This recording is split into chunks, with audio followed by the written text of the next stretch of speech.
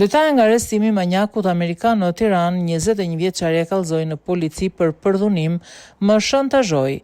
Një shtetas amerikan, MF, 48 vjeç, është arrestuar në Tiranë pas kallëzimit nga një 21 vjeçare që punonte për të si dizajnuese bijuterish, aktivitet që kryej online, por që her pas here zhvilloi në banesën e tij të marrmeqëra në rrugën e Bogdanëve. Sipas dëshmisë së vajzës, në 1 dhjetor 2025, ndërsa ndodhej në banesën e tij për të ushtruar aktivitetin e punës, shtetasi ka kryer marrëdhënie seksuale pa dëshirën e saj. Ajo deklaroi gjithashtu se marrëdhënia ka vjuar më pas pasi ai e ka shantazhuar duke kërcënuar se do t'ja tregonte familjes së saj. Gjatë kontrollit fizik ndaj 48 vjeçarit, policia i gjeti edhe një mjet prerës.